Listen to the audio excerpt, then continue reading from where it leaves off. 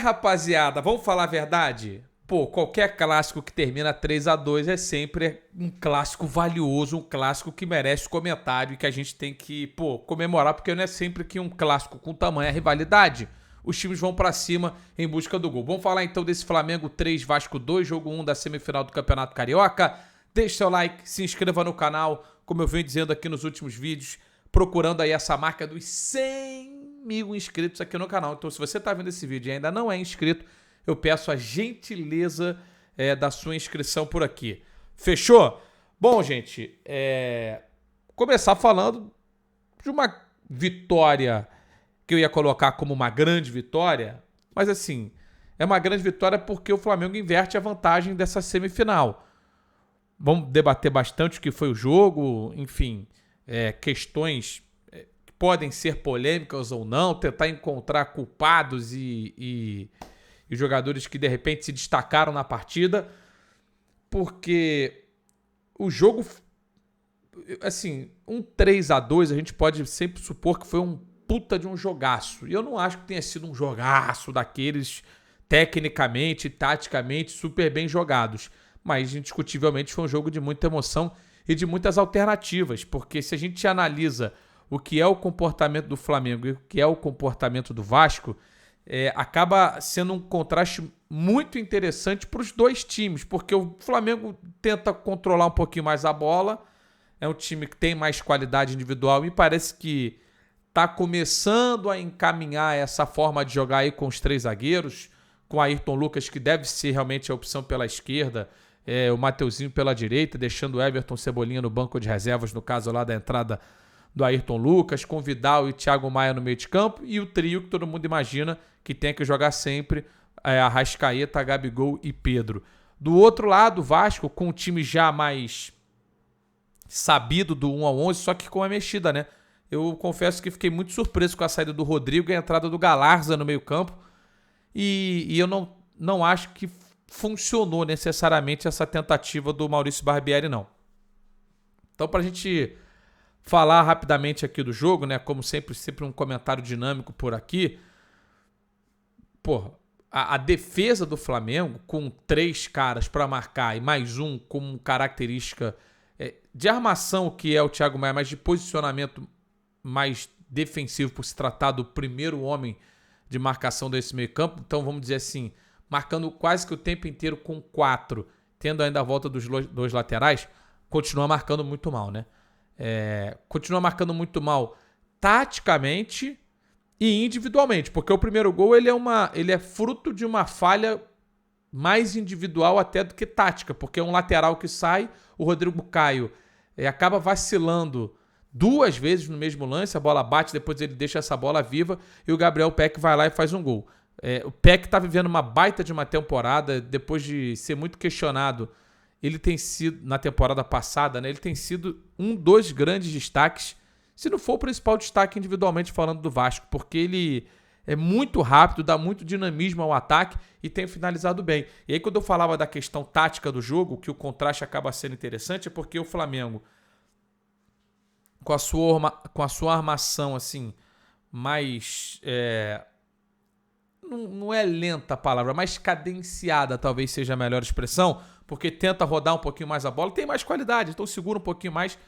Quando perdia essa bola, o Vasco, que contra os times de menor investimento, é um Vasco de controle, de tentativa de domínio do meio campo, de rodar um pouquinho mais a bola, contra o Flamengo não.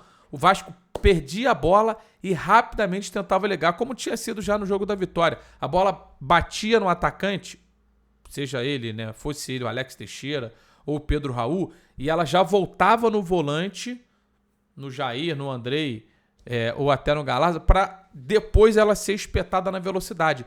E isso o tempo inteiro no primeiro tempo funcionou para o time do Vasco. O Flamengo, inacreditavelmente, muito exposto mesmo com 3 caras ou 4 marcando quase o tempo inteiro.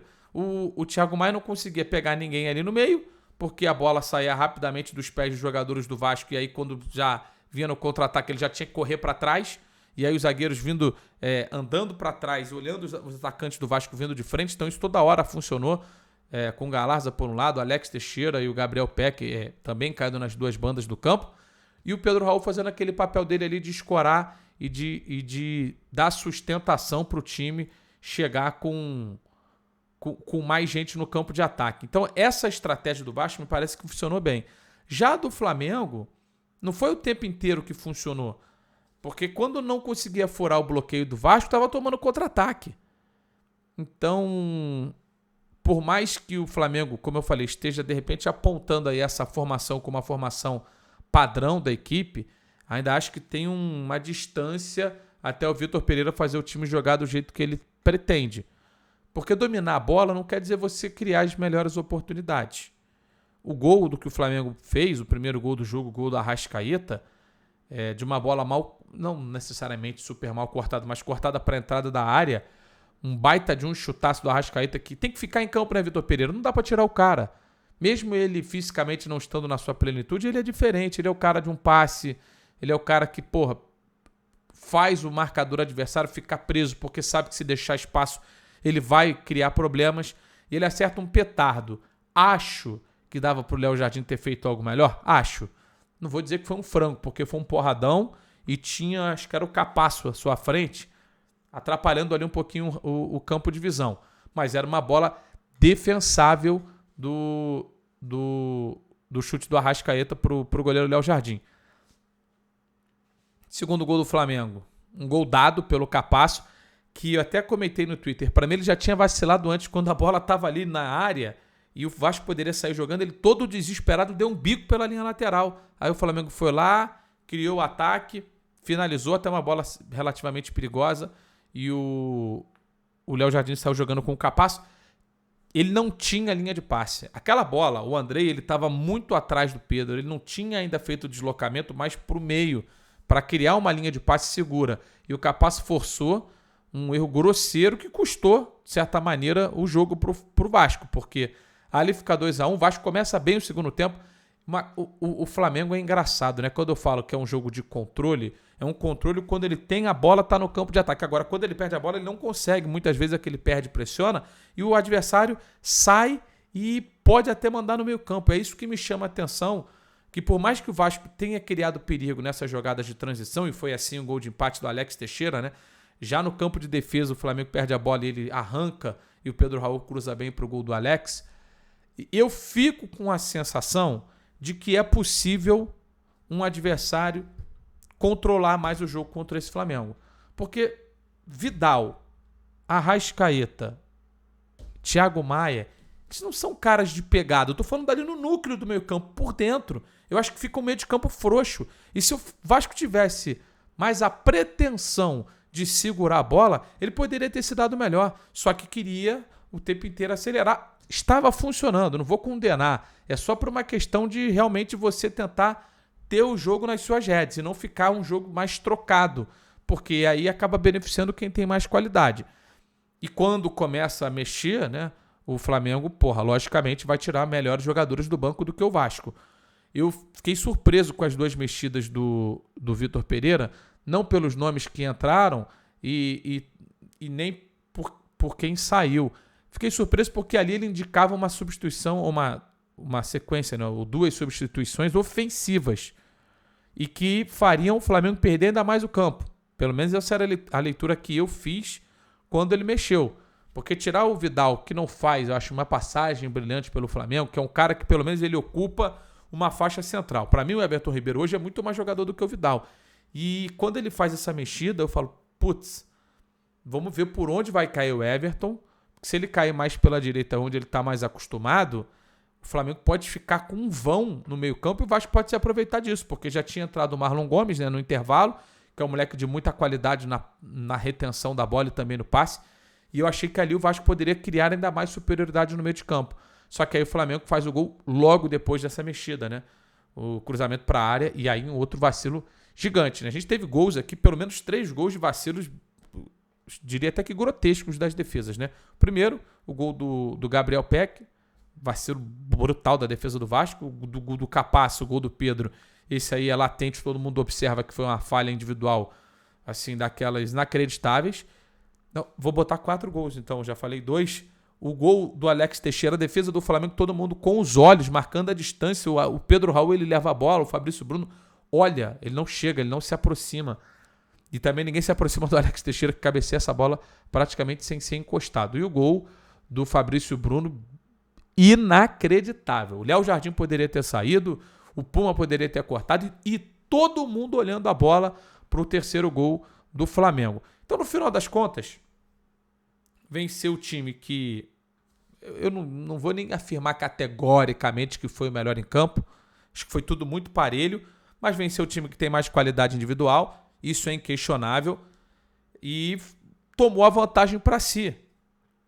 E do jeito que os dois jogos foram equilibrados nesse campeonato, é uma baita de uma vantagem. Desculpa, uma baita de uma vantagem do Flamengo para esse jogo da volta.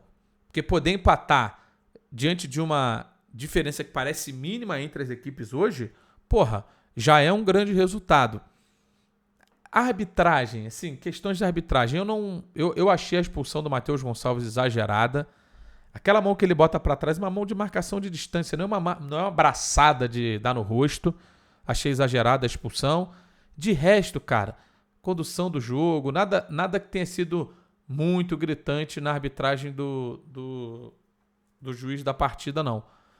De verdade, eu tô surpreso, olhando em retrospectiva o que eu imaginava no início da temporada, existia uma diferença tão pequena como existe hoje, tá? Entre esses dois times. A tendência, eu imaginava que seria uma distância grande do Flamengo para o Vasco. Isso não aconteceu. Vejo o meio de campo do Vasco no próximo jogo entrando diferente. Não acredito que ele vai voltar com o Galarza, porque não fez um grande jogo. Eu acho até que o Rodrigo deveria ter ficado como titular. Ele fez um belo jogo na vitória contra o Flamengo. E aí ele ser tirado da partida, um cara que marca tão bem o Arrascaeta, que marcou também o Arrascaeta, isso pode ter sido chave para a partida, né? Porque o Arrascaeta acabou sendo o melhor jogador em campo com um gol e uma assistência. Exatamente um cara que estaria sendo observado bem de perto pelo Rodrigo, que entra no segundo tempo. Eu não sei se ele vai voltar, se ele começará o jogo com o Marlon Gomes. Acho que seria muito ousado. Então, o Flamengo, se não tiver problemas de lesão, eu acredito muito que o Vitor Pereira vai repetir a escalação para o jogo da volta. Exatamente do mesmo jeito, com os 3 zagueiros, com o Mateuzinho e o Ayrton Lucas. Eu acho que começar com um cara mais ofensivo é arriscado. O Everton Cebolinha, por exemplo, no jogo contra o Botafogo, era um outro time, é verdade. Ele foi muito agredido pela ponta direita. O Piazon teve várias oportunidades por ali. Então eu acho que você começar com um cara dessa característica, tendo o Gabriel Peck como uma força da ponta direita do Vasco, eu acho que é muito arriscado. Então, e o Ayrton Lucas tem um gás danado para vir e voltar o tempo inteiro. Eu não faria essa mexida para o segundo jogo. Logicamente, se o Léo Pereira tiver condições de atuar, entraria na minha escalação no lugar do Pablo, que é um jogador muito melhor e que sabe também fazer um balanço ali para o Flamengo jogar muitas vezes com uma linha de 4 quando necessário. E para o Vasco eu faria, a princípio, só essa mexida a entrada do Rodrigo. Eu vejo muito equilíbrio. Quero lembrar para a galera que o jogo no domingo vai ser exclusivo na Cazé TV. Tá? Vamos estar lá no Maracanã com o time completo, muita gente na nossa cobertura do jogo da volta. Uma super transmissão está prometida, então, para você, torcedor do Flamengo, para você, torcedor do Vasco, para você que gosta do futebol brasileiro e do futebol carioca. Vamos ter uma baita equipe, uma super cobertura para o jogo de domingo. Então é isso. Muito equilíbrio, jogo eletrizante, jogo eletrizante mais por erros do que necessariamente por acertos. Mas assim é um clássico. Um clássico desse tamanho, de tamanha rivalidade, com tantas nuances como a gente viu. O jogo de domingo promete. Análise breve aqui do jogo para você ligado no canal. Peço para você se inscrever, habilitar a notificação. Estamos chegando, como eu falei lá no início do vídeo, aos 100 mil inscritos. Obrigado demais e até a próxima. Até domingo, hein? Até domingo com o Vasco e Flamengo decisivo na Cazé TV. Valeu, galera. Tamo junto.